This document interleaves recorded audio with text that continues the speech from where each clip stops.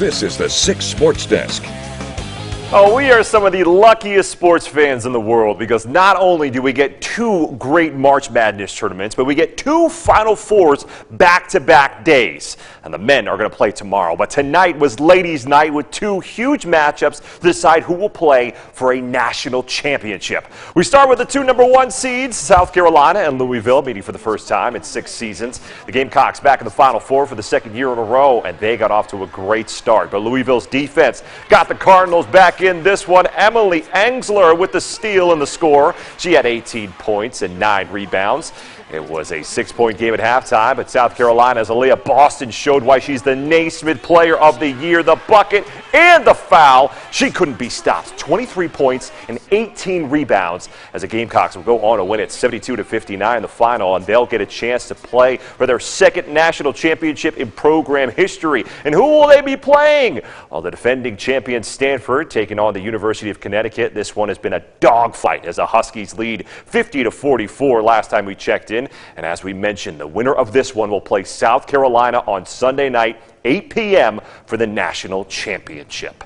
Now, sticking with college hoops, the Michigan State basketball team has seen a bunch of guys saying goodbyes. And we knew most of the guys who were heading to the NBA already. Gabe Brown and Marcus Bingham Jr. made it official with the heartfelt goodbyes on social media. But this afternoon, we were shocked to see that freshman Max Christie has decided he too will be entering the NBA draft. But his decision is slightly different. Christie is keeping the door open to return to MSU next season while being evaluated by NBA scouts. He mentioned very clearly in his Instagram post that he's looking forward to receiving an accurate assessment on where he stands in the eyes of the NBA. The 5-star freshman averaged 9 points and 5 rebounds a game and dropped a career-high 21 points against Nebraska back on January 5th. Make sure you stick with 6 Sports for more updates on Michigan State basketball. You can also count on 6 Sports to keep you covered on the Spartans on game days. Tonight, both MSU baseball and softball teams were back on the diamond, and the softball squad was back at home looking for its first conference win of the season. Now, the Spartans were taking on Ohio State tonight, and couldn't be a home game without Sparty showing some love to the players. Sarah Ladd got the start on the circle, and after pitching the final 6 innings of Wednesday night's game. And 2 batters into the game, the Buckeyes touched them all. J.C. Roberti sends this one over the wall for the solo home run. Ladd would settle down after that as she picks up one of her 7 strikeouts in 6 innings of work. The only problem was that her opposition was just as impressive. Lexi Handley pitched a complete game and gave up just 3 hits. And her insurance runs came in the 6th inning with Mackenzie Bump's 2-run blast as the Spartans dropped this one 3-0. So with game 2 of the series tomorrow afternoon, Coach, what do you think you guys need to do to bounce back?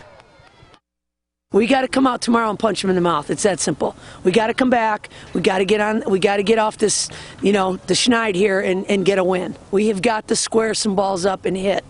This is just not good enough. This isn't going to be good enough. We've got to hit the ball harder and farther and better. All right, then, Coach. We're definitely going to be there for Game 2 of the series tomorrow, where the Michigan State baseball team was on the road this weekend, looking to get some consistency going, taking on the Evansville Aces. Trent Farquhar and the Spartans looking to get their bats going after putting up 12 runs in their last game. But it was Evansville that got started early. Bottom of the first with runner on second. Brent Wider sends it up the middle, and Tanner Craig comes circling around third. The throw from Jack Frank is wide of the plate, so the RBI double makes it a 1-0 game. On the bottom of the second, the Aces looking for more runs with runners on second and first, but Zaid Walker makes an outstanding catch to end the inning. One of the few bright spots from the Spartans in this one, because in the bottom of the third, Evan Berkey finds one he likes and sends it into the solar system. The Spartans would get on the board late, but lose game 1 of the series 7-2. We'll see if they can get game 2 tomorrow. We're going to be right back with a final look at your forecast, so stay with us. This is 6 News Now, here for you 24 hours a day, online at WLNS.com. Tonight, the fate of a man accused of killing 3 people in Jackson County is now in the hands of a jury. Closing arguments were heard today in the trial of 43-year-old Zachary Borton. Prosecutors claim he killed 3 senior citizens back in August at a home in Grass Lake Township. Defense attorneys claim the shooting was in self-defense and that Borton had no reason to commit murder. Looking for a different kind of lunch break? Check out the Daily Digital Debrief weekdays at 12:30 on WLNS.com and on the 6 News app. It's a little bit of news, a little bit of weather, a little bit extra. Introducing our new redesigned 6 News mobile app. Our new app features a sleek modern design, an easy-to-navigate home screen with quick access to local news content, and a localized weather forecast. Subscribing to notifications is easier, and with one tap, you have access to recent push notifications. There are more ways to watch and find video, and a red light alert badge notifies you when we're streaming. Download or update our new local news app today. 6 News, here for you.